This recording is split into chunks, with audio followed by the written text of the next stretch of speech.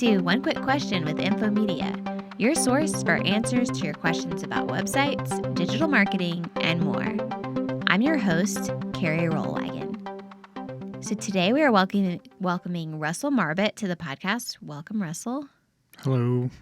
So you're a developer here at Infomedia, correct? That is correct.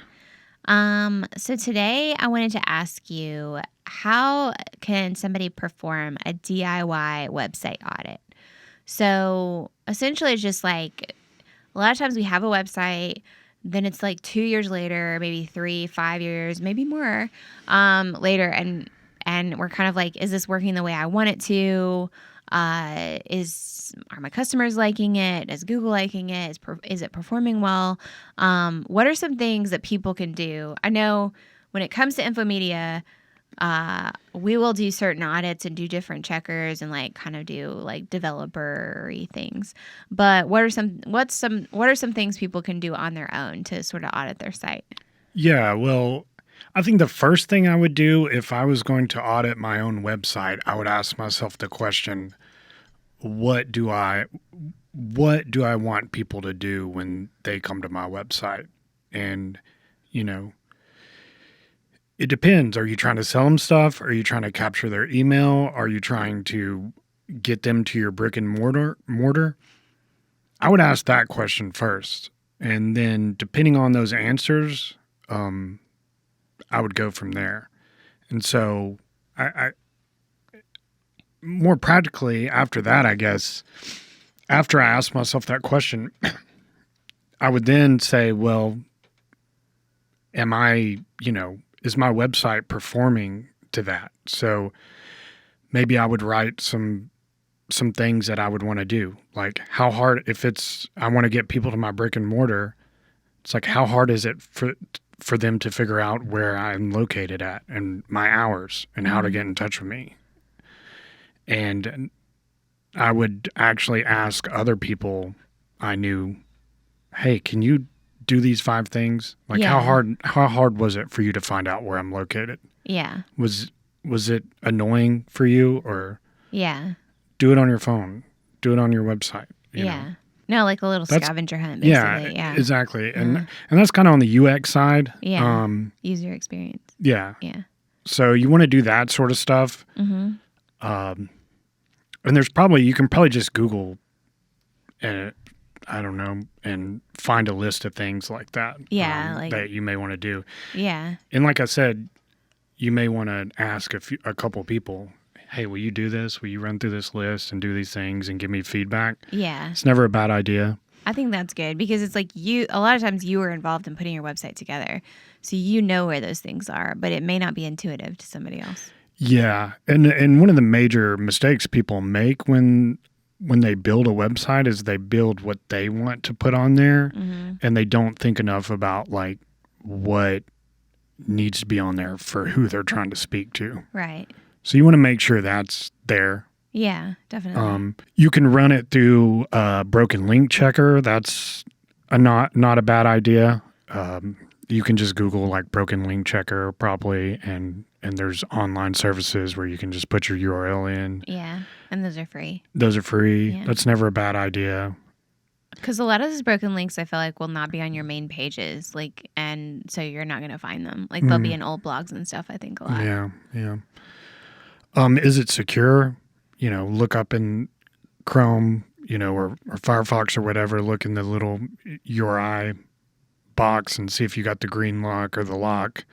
If you don't, it'll say like it's not secure at the top. Yeah. Which is not a good look. Yeah, for sure. And it's like shocking how many people still have like that's still saying like it's not secure. Yeah. You don't want that. It's just, not a good look, like you said. You look at it on mobile, like I said earlier, make sure that it looks decent or it looks good. We want it to look good, but at the very least, it's not broken on mobile. You don't want that. You want to check your forms. If you have forms, you definitely. How do you do that? You just look at them and you're like, they're there. They're checked. Yeah. Well, I mean, you can go, depending on what you use, you can go in and actually look at your entries and make sure you're getting entries. And then just fill it out and make sure you're getting entries. And if you have notifications that you want to check, check those too. It's always good if you get notifications from forums, you know, every once in a while, maybe take stock in have I been getting notifications? Oh, I haven't. Let me go check my entries and see if that's broken. Like I'm actually not getting them, or people aren't filling out my form. Like what? Yeah, because if you like say with WordPress, you may have it set up so it's like sending you the email when somebody fills out the form, but you also can check on the back end of the website. Yeah. So I usually recommend checking every like 2 weeks to a month, and actually way more if you have like a promotion going on. So if you're like, this is my 1 month where I really do a push, or like I'm advertising something, I would check your forms more often. Just make totally sure that like those responses are actually coming through. Yeah. And what else? What else should we look at? I don't know. That's a pretty good list. I'm trying to think what else you want to do. Yeah, if it's loading slow. So you can like check we may have had an episode on this. You can do a speed checker like GT Metrics or Pingdom. Yeah. And those are free. So you can check like, how's your speed? Yeah. Trying to think really the most basic thing is like, doing that kind of audit of like, okay, I'm clicking around, everything works, Yeah. The content or the information I'm trying to get across is readily available.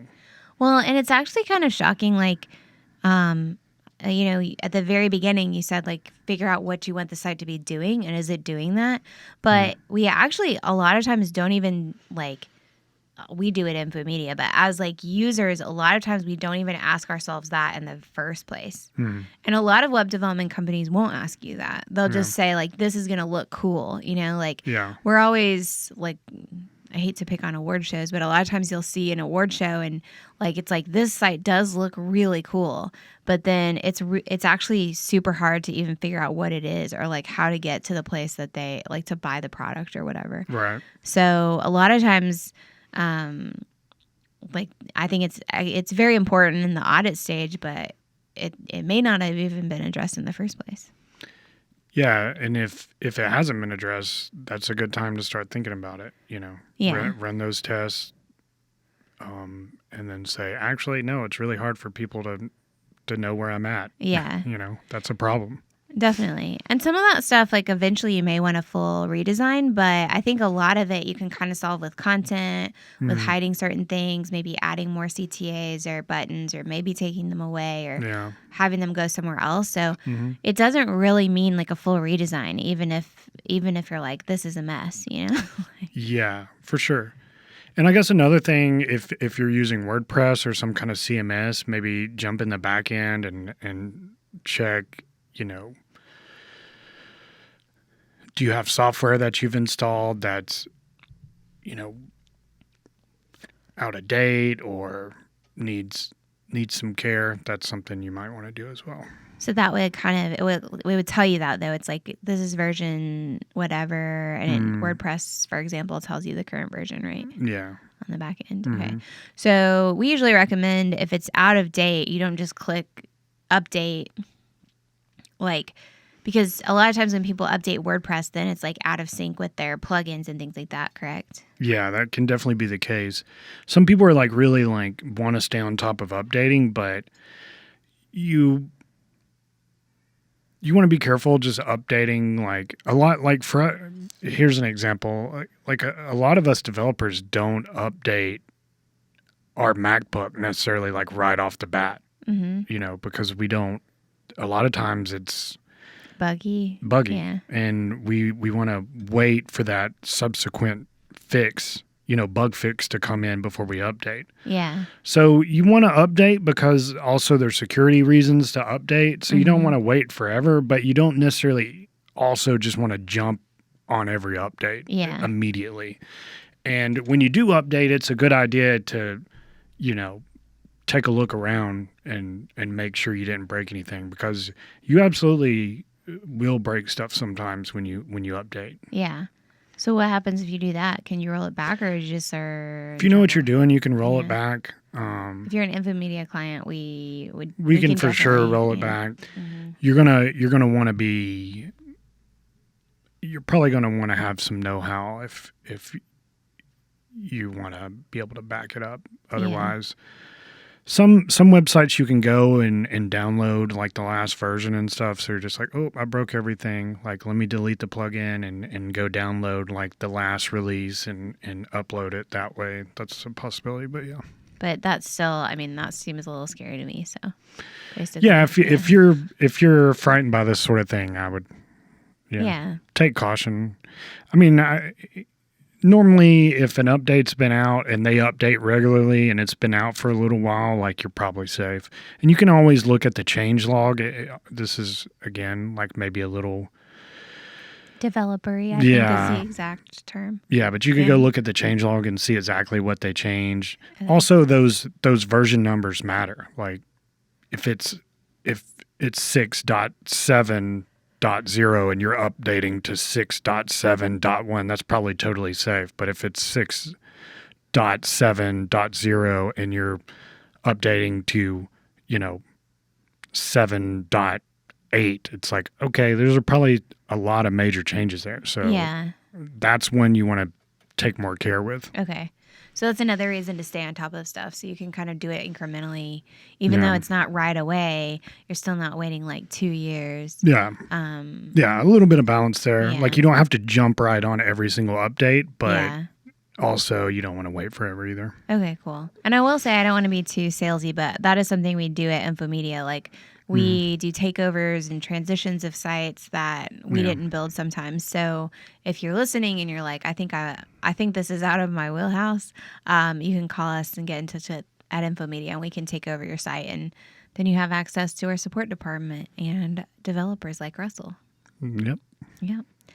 All right. Well, one quick question is brought to you by Infomedia. I am the host, and Elena Harmond is our producer. Our theme music is by Brad Davis, and Paul Bryant is our sound engineer. Find show notes and links to everything we talked about today at infomedia.com/quick-question. And if you're interested in becoming a client, either by getting a new website or having us take over your site, head to infomedia.com and fill out a contact form, and we will get in touch. So I'll leave you with this thought. A real expert helps to clarify, not confuse. So don't take website advice from someone who can't give you a straight answer.